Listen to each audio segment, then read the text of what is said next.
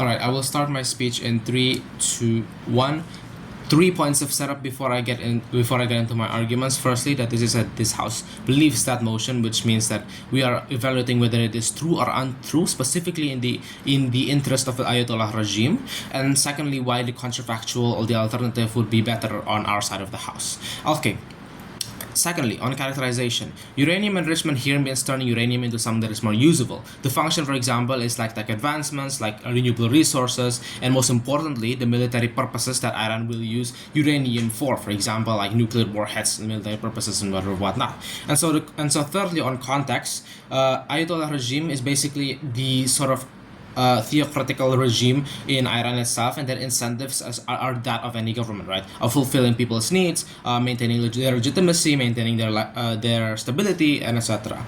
But secondly, on Iranian society itself, yes, Iranian society is quite conservative. However, they're mild conservative and not those of extremists like in Syria, like in where else. And especially the younger generations are getting more and more liberal. This looks like, Muslim women who are allowed to not wear the hijab, some level of LGBTQ that exists in their country, and etc. And so the third point on context is Iran's political history.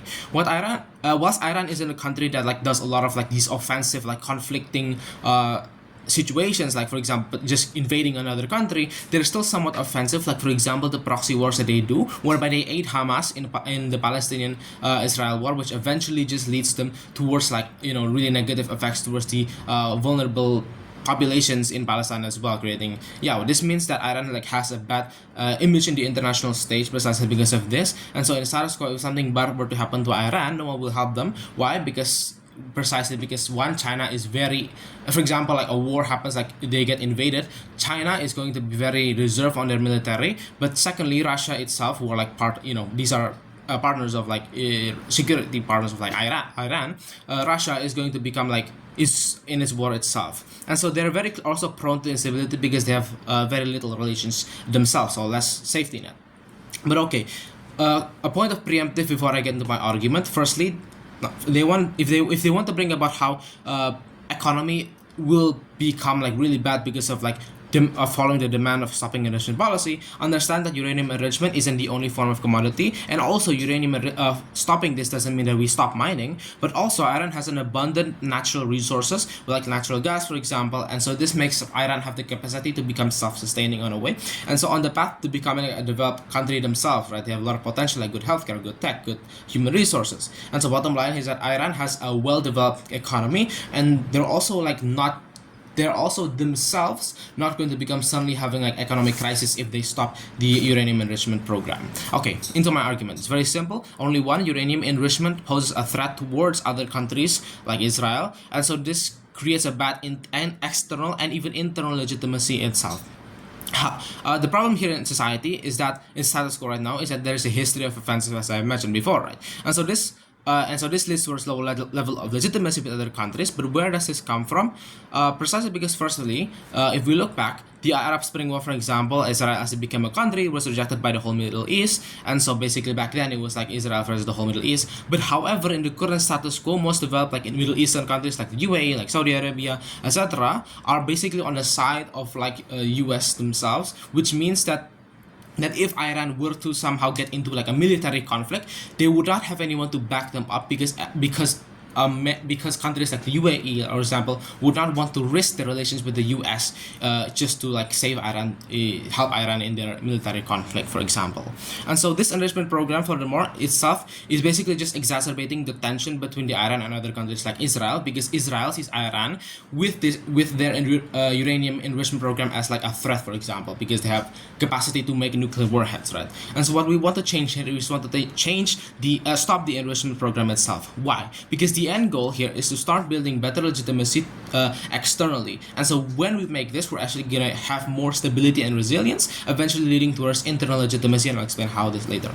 Right now, actually. So how is this possible? Because the problem is how Iran's supposed usage of uranium to make nuclear warheads leads towards tension, right? So more likely to worsen. So this basically means that it's more likely to worsen conditions with Israel or other countries that are volatile towards military conflict. And so following the demand basically just means that you can focus on more diplomatic cooperations with other countries, which eventually can help Iran actually build up more stability from like from security, for example, because countries don't really see you as much of a threat anymore, or secondly because from economy, because you have capacity to actually make more trade relations because of this, other country, because of the fact that Iran has quite a lot of quite a lot of potential as a sort of like almost developed nation itself. And so let's look back towards society as well. So liberal folks not liberal folks, but the more newer generation in Iran who are actually quite liberal themselves will actually be able to relate more towards, or be able to approve more of the decisions that Iran does in actually like globalizing themselves and opening themselves up to a wider market.